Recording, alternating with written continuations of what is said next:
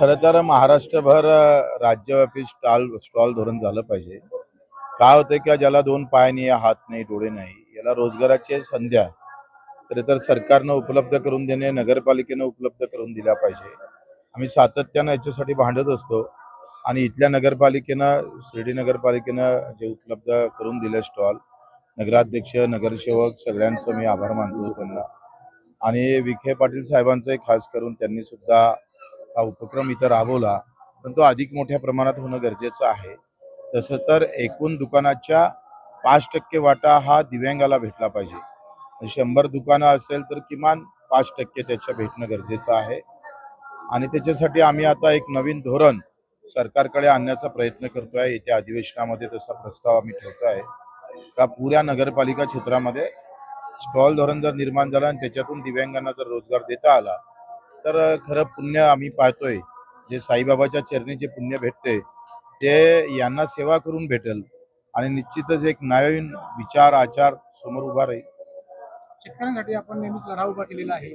सध्या एफडीची जी कारवाई सुरू आहे, तुकाराम मुंडे जे मोहीम राबवत आहे, कसं बघता सगळं हे? खरं तर तुकाराम मुंडे साहेबांनी जे दुधाच्या याच्या बाबत भेसळाबाबत असेल किंवा इतर जे भेसळ आहे याच्याबाबत जो निर्णय घेतला किंवा जी कार्यपद्धती त्यांनी हाती घेतली त्यांचा आभारच मानतोय मी. सभागृहात सुद्धा त्यांना म्हटलं का हा एखाद्या पदार्थामध्ये भेसळ एका खुनाप्रमाणे आहे. म्हणजे एखाद्याचं आयुष्य स्लो पॉयझन जसं आपण देऊन कुणाला मारल्या जातं, तो खुनापेक्षाही मोठा गुन्हा दाखल झाला पाहिजे. तशा प्रकारचा कायदा येणं गरजेचं आहे. कारण आज जे आम्ही पाहतोय का रुग्णालयातली जी संख्या दिवसेंदिवस वाढत चालली त्याचं एकमात्र कारण पर्यावरण आणि भेसळ. हे दोन जर व्यवस्थित एक पंकजाताई मुंडे ते पण मुंडे आहे, ते पर्यावरण मध्ये आहे आणि तुकाराम मुंडे भेसळ मध्ये आहे. दोनही जर व्यवस्थित मुंडेनं काम केलं, एक मुंडे बरे काम करताय, दुसऱ्या मुंडेनं त्या ताकदीनं काम केलं तर चांगल्या प्रकारचे रिझल्ट महाराष्ट्राला पाहायला भेटतात. लेखी तक्रारी सुद्धा आता अधिकारी तुकाराम मुंडेंच्या आता ते कसं आहे, एखादं चांगलं काम करत असताना 10 लोक नाराज होणारच आहे. त्याचे विचार न करता काम केलं पाहिजे. आता जे जैन झीचं जे आंदोलन झालं जंतर मंतरवरती, तर कॉक्रोच जनता पार्टीचं कसं बघतात की युवा पिढी आता सक्रिय होत चालली आहे किंवा त्यांना चांगली गोष्ट आहे. मला असं वाटतं का त्यांनी जो मुद्दा हाती घेतला तो मुद्दा खरोखरच महत्वाचा आहे. जरी ते विरोधात असेल सत्तेच्या, तरी ज्या मुद्द्यासाठी ते लढतं तो विषय फार महत्वाचा आहे आणि निश्चितच त्याचं आम्ही समर्थन करतोय. कारण सरकारनं यामध्ये काही दुरुस्त्या करणं गरजेचे आहे.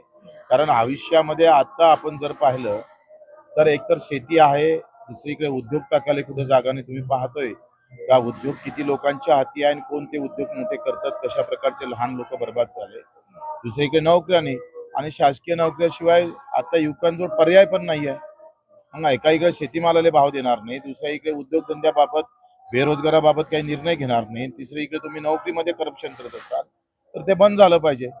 त्याच्यानं जो मुद्दा हाती घेतला युवकांनी, त्यांनी जो मुद्दा घेतला हा अशा प्रकारचं सकारात्मक आणि राजकीय कार्याला धरून त्यांनी पुढाकार घेतला पाहिजे. सरकारच्या विरोधात आंदोलन केलं म्हणजे आमचे ते विरोधक आहे अशापैकी समजणारा मी नाही आहे. कारण हा देश आंदोलनातूनच उभा राहिला. कदाचित आंदोलन झालं नसते तर इंग्रज या देशातून गेले नसते. त्याच्यामुळं सत्तावाल्यांनी त्याचा एवढा राग करण्याची काही गरज वाटत नाही. फक्त आता ती ही सगळी तरुणाची शक्ती ही चांगल्या राष्ट्रीय कार्यासाठी कशी ओळखता येईल याचा प्रयत्न झाला पाहिजे. ठाकरे ठाकरे ठाकरे म्हणताय की युवांपेक्षा बुवांनी जी आहे ती संस्कृती नाचवली. काही बुवानं नाचवली त्याच्याबद्दल काही शंका नाही आहे. कारण बऱ्याच बुवानी तुम्ही पाहतोय खरात बुवा झाला आणि त्यानं काय वाटोळं केलं तुम्हाला माहित आहे. असे बुवा खऱ्या अर्थानं त्यांना चटके दिले पाहिजे आणि त्याच्यासाठी एक मोहीम सुरू केली पाहिजे. जे असे चमत्कार आणि त्याच्यातून नमस्कार जो सुरू असतं याल्यावर बंधन घालणं फार महत्वाचं आहे. बाबा रामदेव देखील आता भारतीय संस्कृती जैन झीमुळे खराब होत चाललेली म्हणतात. मला मला माहित नाही का रामदेव बाबा ज्या पद्धतीनं मला एक माहित आहे का रामदेव बाबांनी जे बचत गटाचे लहान लहान उद्योग आहे त्यांना कसं मदत करता येईल. काय होतंय का आपला जो पहिला भारत आहे हा ज्या व्यवस्थेतून निर्माण झाला त्या व्यवस्था खऱ्या अर्थानं टिकवणं गरजेचं आहे. त्याला रोजगार देणं गरजेचं आहे. आता रामदेव बाबाच मिरची पावडर काढून आलं तर बचत गटाचं मिरची पावडर घेऊन कोण? काही बंधनं मोठ्या उद्योगपत्यांना टाकलेच पाहिजे. ज्या आमचे लघु उद्योग आहे, आमचे ग्राम उद्योग आहे, ज्या महात्मा गांधीनं ग्राम उन्नतीनंच देशाची उन्नती होते, जी संकल्पना तुकडोजी महाराजांना मांडली होती, ती मांडणं फार गरजेचं आहे. हे बंधनं घालणं. मी सुद्धा त्या बाबतीत आता विधान परिषदमध्ये अशा प्रकारचा कायदा करावा असं अशासकीय बिल माझ्या वतीनं आणणार आहोत.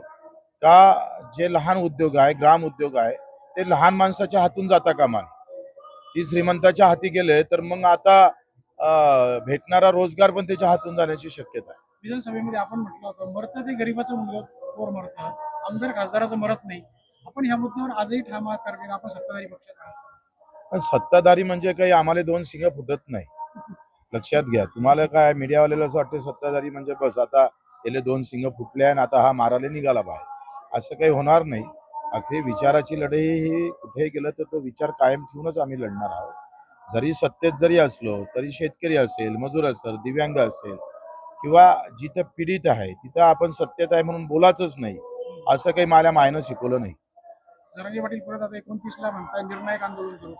नुसते आंदोलन सुरू आहे, कोणाला काही निघत नाही. मुख्यमंत्री आता मी ठरवलं का कुठल्याही आरक्षणाबाबतच्या आंदोलनात ते कोणाचंही असो, मराठ्याचं असो, धनगर बांधवाचं असो का एसटीचं असो, कारण आम्ही आरक्षणात बोलू नये. कारण आमचं आंदोलन हे शेतकऱ्याचं आणि सर्व सामूहिक आहे. त्या शेतकऱ्याच्या याच्यामध्ये सगळ्याच जातीचे लोक आहेत. त्याच्यानं एका कुठल्या बाबतीत बोललं तर ते नाराजी घ्यावं लागतं आणि शेतकरी आंदोलन कुठं तुटलं नाही पाहिजे याची काळजी आम्ही घेणार आहोत. त्याच्यानं जातीपातीच्या आंदोलनाच्या बाबतीत किंवा धर्माच्या याच्यामध्ये अधिक आपण नाक खुपसणं काही बरोबर वाटत नाही. मागील काही दिवसापूर्वी जरांगेंनी आंदोलन केलं होतं, त्यानंतर त्यांच्या मागण्या मान्य झाल्या, आंदोलन सुटलं, पुन्हा आंदोलन केलं, मागण्या मान्य आता झाल्या. काही भागात पाऊस पडत नाही आहे, काही भागात अजूनही अडचणीचे विषय आहे, दुबारा पेरणी करावं लागतं. या सगळ्या संदर्भात सरकारनं अतिदक्ष घेणं गरजेचं आहे. हमी भाव जो आम्ही पाहतो का 15% नफा धरून सुद्धा भाव भेटत नाही, तो 3% भेटतं. फक्त 3% नाही, -20% भाव भेटतो.